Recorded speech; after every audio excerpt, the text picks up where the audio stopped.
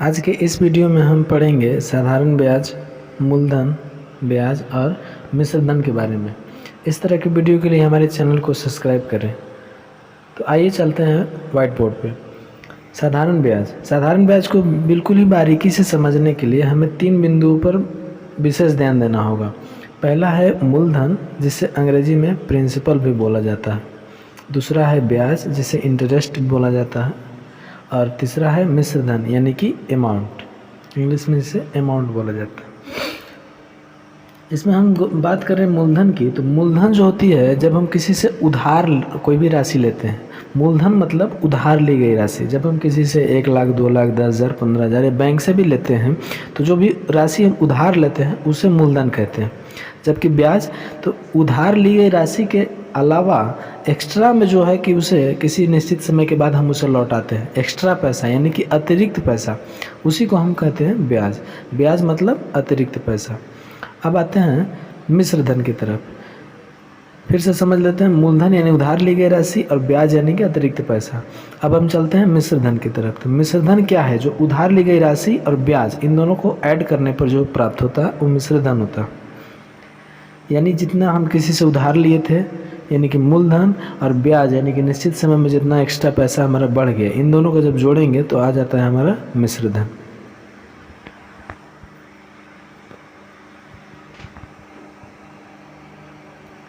आइए अब हम कुछ महत्वपूर्ण सूत्रों के बारे में बात करते हैं। साधारण ब्याज के टॉपिक में 2 मुख्य सूत्र होते हैं।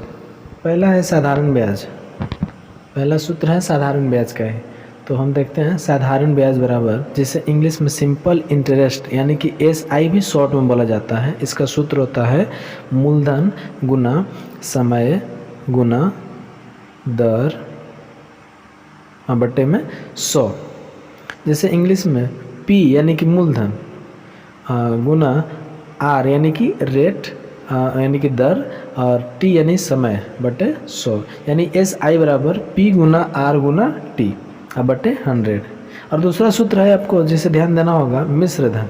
मिश्र धन जो कि महत्वपूर्ण सूत्र है। मिश्र धन बराबर सूत्र होता है मूलधन यानी जो उधार ली गई राशि होती है, मूलधन प्लस ब्याज। मूलधन प्लस ब्याज, यही होता है आपका मिश्र धन का सूत्र। इन दोनों सूत्रों पर बिल्कुल ध्यान देना होगा। अब चलिए कुछ क्वेश्चंस को देख लेते हैं। तो देखिए आपका क्वेश्चन है 400 रुपये का 4% की दर से 2 वर्ष का मिश्र धन ज्ञात करें। सवाल अच्छे से देख लेंगे। 400 रुपये का 4% की दर से 2 वर्ष का मिश्र धन ज्ञात करें। तो सबसे पहले हम लिखेंगे यहाँ पर दिया। हमें दिया क्या क्या है? हमें दिया है मूलधन यानी कि प्रिंसिपल दिया है 400 रुपये जो हम उधार लिए हैं। यहाँ पर हमें दर भी दिया है। दर कितना है? 4% का दिया है, 4% का दर दिया है। और समय भी दिया है। समय आपको दिया है 2 वर्ष। हमें निकालना है मिश्र धन।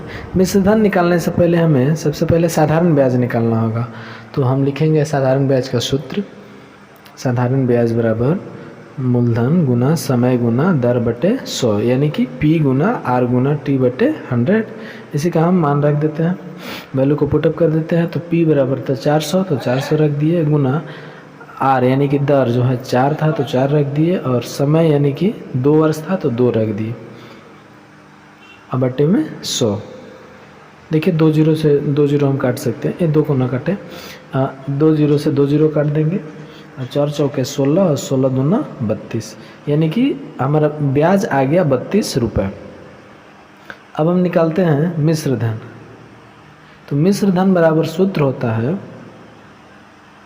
मूलधन प्लस ब्याज। हम पिछली वीडियो में भी इसको देख चुके हैं। मिश्र धन बराबर मूलधन प्लस ब्याज। तो मूलधन हमारा कितना था? 400 रुपये, तो 400 रुपये हम मान रख देते हैं, प्लस ब्याज। ब्याज हमारा कितना आया? 32, यानी दोनों को जोड़ने पर आता है 432 रुपये। ये आपका मिश्र धन है। यानी जब हम उसे लौटाने जाएंगे तो हमें मिश्र धन के साथ मूलधन और ब्याज दोनों को जोड़कर 432 रुपये लौटाने होंगे। चलिए एक और क्वेश्चन को हम देख लेते हैं। यहाँ पर क्वेश्चन दिया है रानी नाम की जो लड़की है वो 2500 रुपया कर्ज लेती है और 2 वर्ष बाद जो है उसे 250 रुपया ब्याज दे देती है। तो पूछा है कि दर का प्रतिशत बताइए। फिर से समझेंगे, 2500 रुपये कर्ज है यानी मूलधन है, समय यहाँ पर दिया है 2 वर्ष, और ब्याज भी दे दिया है, यानी SI दे दिया है आपको 250 रुपये। तो पूछा है दर, तो हम यहाँ पर सूत्र लिखेंगे मूलधन, पहले सब तो लिखेंगे कि दिया क्या क्या है। यहाँ पर दिया है मूलधन बराबर 2500 रुपये, वो लिख लेते हैं। उसके बाद आता है समय, समय भी हमें दे दिया है यहाँ पर 2 वर्ष, और ब्याज यानी कि SI भी हमको दे दिया है 250 रुपये, वो हमको लिख लेते हैं। दर हमें पूछा, दर प्रतिशत बराबर प्रश्नवाचक चिन्ह लगा देंगे। तो सबसे पहले हम SI का सूत्र लिखें। SI बराबर क्या होता है अभी पढ़ चुके हैं, P गुना R गुना T बटे 100। यहाँ पे हमको R का वैल्यू रखना है, तो R को अकेले करना होगा। R को अकेले करने के लिए हम क्रॉस मल्टीप्लाई करेंगे, SI गुना 100, तिरछे गुना जिसे बोलते हैं करेंगे, तो SI गुना 100, SI गुना 100 हो गया। और देखिए P और T दोनों वहाँ पे गुना में थे, तो यहाँ पर बट्टे में आ जाएंगे। ऐसा पिछली कक्षा में भी आप लोग पढ़े होंगे। इधर से R बच जाता है, नहीं समझे? चलिए हम फिर से इसको समझते हैं। SI गुने 100 करेंगे, तिरछे गुना करेंगे, तो SI गुना 100 हो गया, और P और T वहाँ पर देखो गुना में था, तो इस साइड आके बटा में हो जाएगा। ये P गुना T इधर बटा में हो गया, और उधर R बच गया। ठीक है, चलिए अब इसका वैल्यू पुटअप कर देते हैं।